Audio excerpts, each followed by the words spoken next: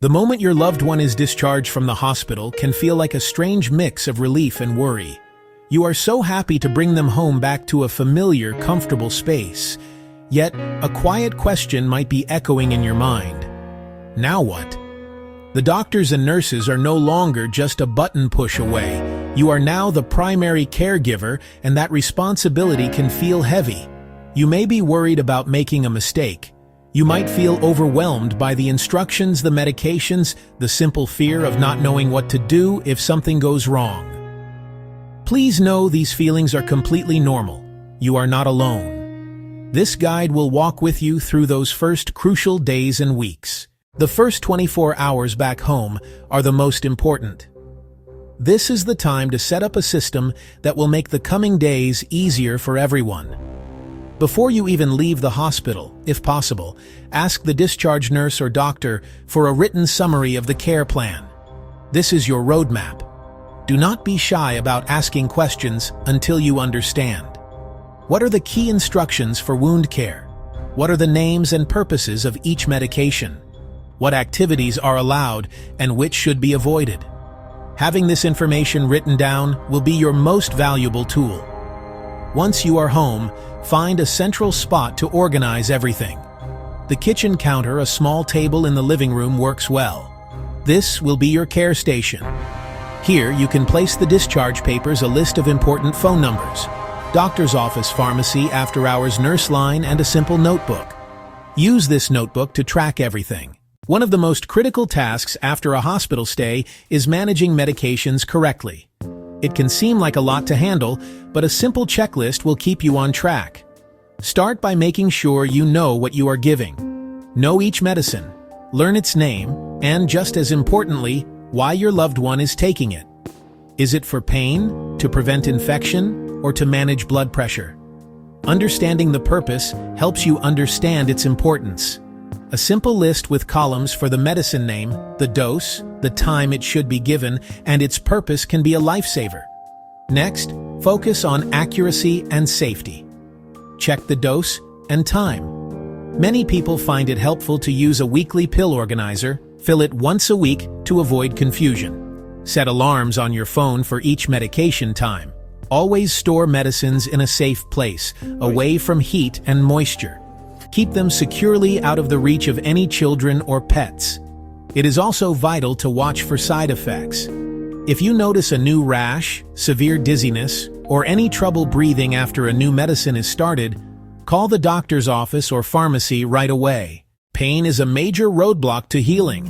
When a person is in pain, they do not want to move, they can't rest properly, their mood can plummet. Managing pain effectively is not just about comfort, it is crucial to recovery. Use pain medicines as prescribed. Don't wait for pain to become severe before dosing. It's easier to keep pain controlled than chase it later. Follow the doctor's schedule, especially the first few days home. Consistent relief lets your loved one rest and participate in recovery. Beyond medication, there are simple non-drug options that help. Gentle rest and proper positioning can make a big difference. Use pillows to support the body and take pressure off sore areas. Ice pack wrapped in a thin towel can reduce swelling, 15 to 20 minutes at a time. Later, when cleared, a warm compress or warm bath can soothe muscles.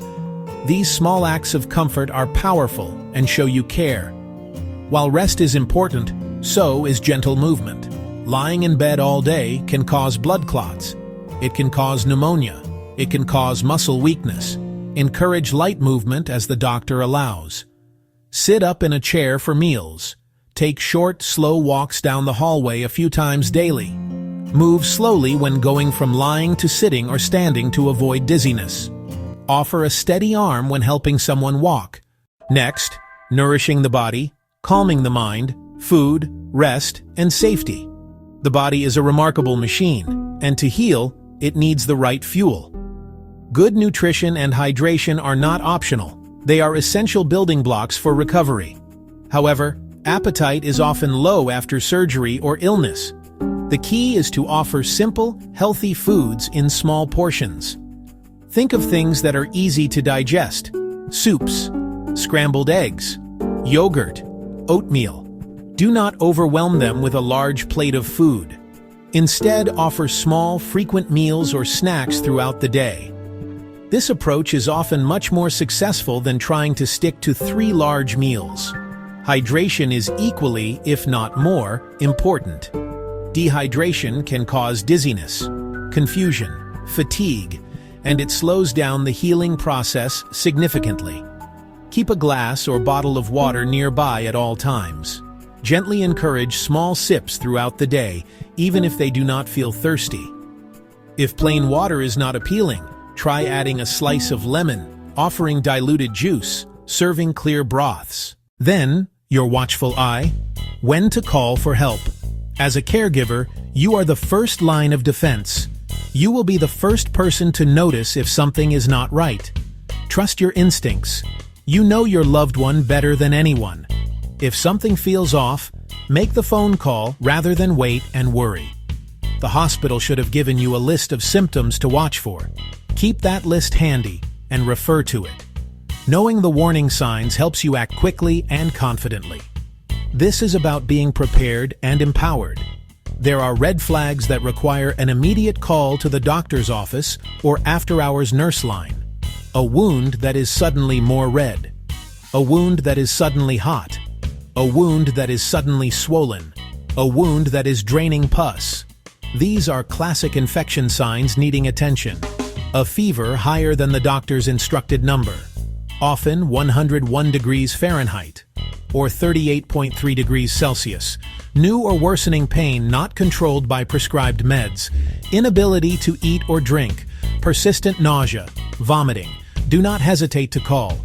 It is their job to answer your questions. Some symptoms are more serious and require immediate emergency help.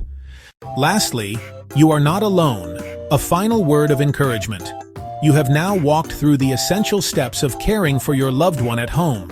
You have a plan for medications, wound care, safety, comfort. You know what to watch for and when to ask for help. The journey of recovery can feel long. There will be good days and difficult days. Please remember to be patient and kind with the person you care for and with yourself. You are strong, you are capable, you are making an incredible difference. You can do this.